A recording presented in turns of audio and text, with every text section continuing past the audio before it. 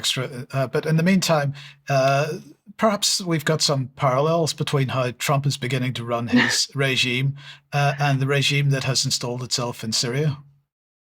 Yeah, well, absolutely. Trust the BBC to come out with this extraordinary headline. Ahmed al-Sharaa, of course, Al-Jawlani, as we know him, named Syria's transitional president. So, I mean, this basically avoids saying unelected, not chosen by the people. And they go on in their article to, of course, not condemn anything that HTS, a designated terrorist organization, is doing inside Syria. So if we go to the article, we can see what they actually say in it. So they're talking about rebel military commander Hassan Abdul Ghani announced the cancellation of Syria's 2012 constitution and the dissolution of the former regime's parliament, army, and security agencies, according to the Syrian Arab News Agency. So basically, they've just erased Syrian history, made Jawlani president, and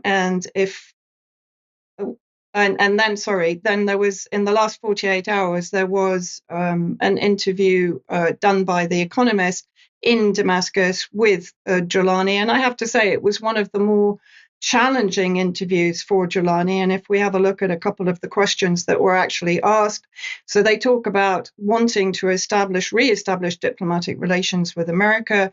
But right now, HTS is listed as a terrorist group by the United Nations. So, of course, what is Jawlani's response? Therefore, there is an item to dissolve all factions of the Syrian revolution, including HTS. Hence, the classification has become meaningless. So their terrorist activities gets completely erased by the rebranding, or rather the disappearance of HTS from the political scene in Syria. I mean, this is a strong message to all other US, UK, Western terrorist assets that it's very easy to wriggle out of their terrorist prescription in any of these countries. So then they're talking about Israel. Could you imagine normalizing relations with Israel? This is very interesting. Here we come into the kind of Tony Blair wriggle out of answering a question. So he goes into great lengths about, that it's all terribly difficult and complicated. It's all the fault of the former government led by the two President Assads. We entered Damascus only 2 months ago, and there are many priorities in front of us. So clearly a priority was not to prevent Israel further occupying Syrian territory and bombing the Syrian military infrastructure into total obliteration. And he bangs on also with a lot of procedures and laws in order to discuss it. And to be honest, we've not considered it yet. So that says very clearly. And then finally, they mentioned the fact that elections have effectively been delayed for 4 years.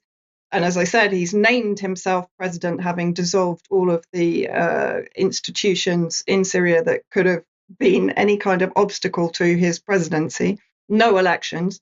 So he then talks about the fact that, well, we have to take Syrians in the diaspora into account. We have to give them time to be registered and to return to the country and so on.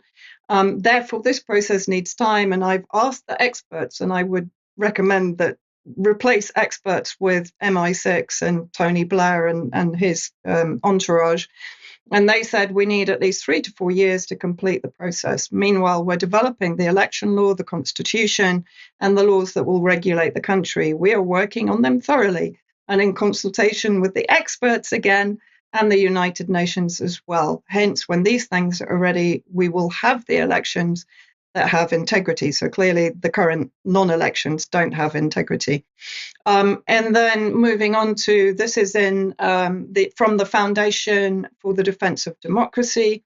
And this was from the commentator Ahmed Sharwawi. And if we actually see what he points out, he goes quite strongly against Jawlani for the sheer nepotism, because the majority of the Syrian military now is not only HTS, but also foreign mercenaries that were fighting under the banner of HTS.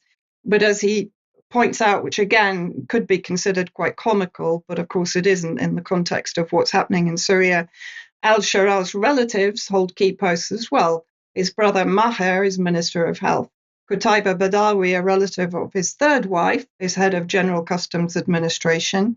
Abdulrahman Salame, brother of his fourth wife, serves as head of the presidential palace. So we have a clear idea where this is heading. And then on X, somebody responded to me saying that this is a brilliant strategy, but he will also have to dissolve himself to avoid, of course, his own terrorist designation by the United States Department. And as I pointed out, well, he has already done that because he's no longer Al-Jawlani. He's now Ahmed al-Sharaa. So he's clearly managed that one as well. And I just wanted, Piers Robinson, who's a regular contributor to UK Column, sent me this video last night, which is Richard Dearlove, former director of MI6, addressing RUSI, the Royal United Services Institute Defence and Security think tank, back in 2014, talking about the impacts of terrorism. And rather chillingly, he said this. The second Saudi incident predates 9/11 and comes from a conversation with Prince Bandar, now, I believe at the moment the titular head of the GID in Saudi Arabia. And that was, the time is not far off, Richard, in the Middle East when it will be literally God help the Shia. More than 1 billion Sunnis have simply had enough of them. And that was a chilling comment, which I remember very well indeed. And bear in mind, of course, that is exactly what is happening right now in Syria with the ethnic cleansing of the minorities, which include Shia, Alawite, and Christian. And as if you didn't think Tony Blair was enough, Mike, you and I were talking about Alastair Campbell in relation to Tony Blair being involved with the new Syrian foreign minister at Davos. But guess what?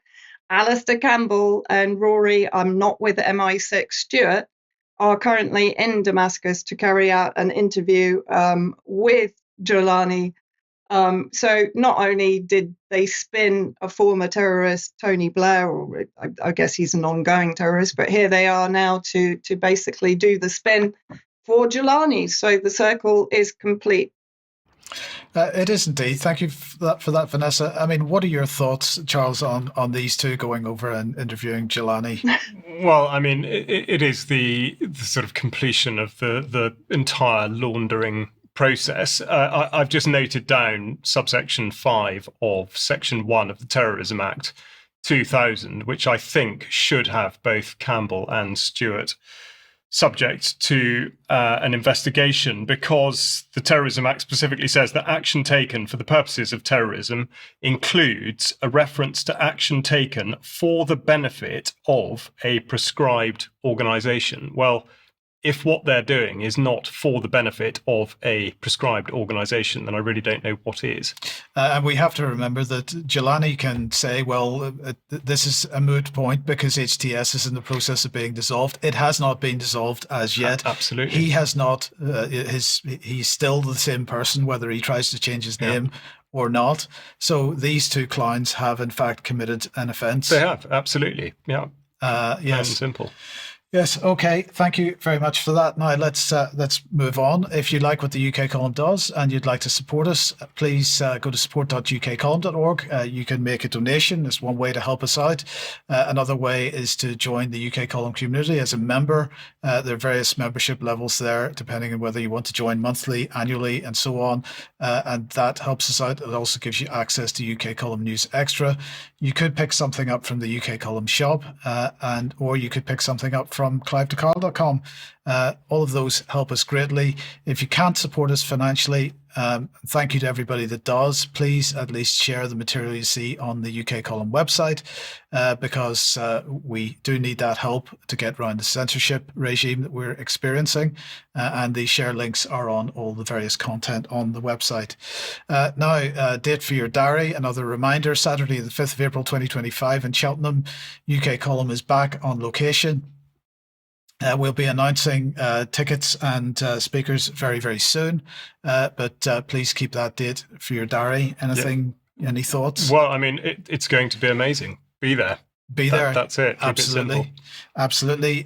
Yesterday, the interview that went out was Debbie Evans with Sandy Adams and Roger Meacock talking about farmers, food supplies and so on, and the bigger agenda. Do have a look at that. It's now posted on the UK Column website.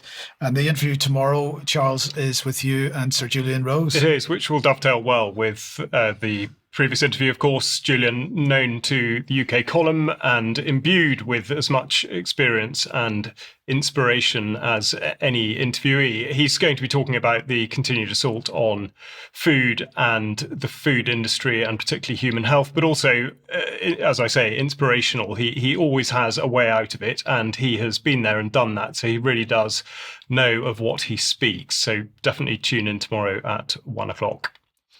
Okay, a reminder of the Public Child Protection Wales annual conference happening on the 22nd of February 2025. Range of speakers there, including Rebecca Manning, Dr. Anna Lutfi, Paul Diamond, KC, and a host of others. David Curtin's in there as well. This is an important event. If you can possibly get along to it, if you're in that neck of the woods, please do so and support Kim Isherwood. We have to remember that Kim was one of the most popular speakers at the last UK Column on Location event in October. Her presentation went down very well because she is an activist that's actually doing stuff. So please go and support her and her team if you possibly can. And a reminder that also on the 22nd of February, if you're in Scotland, the Scottish People's COVID-19 Inquiry is taking place at Lauriston Hall in Edinburgh. Dr. Claire Craig, Richard Enos, Diane Rasmussen-McCaddy, others speaking at that. Dr. Liz Evans as well. Get along to that if you possibly can.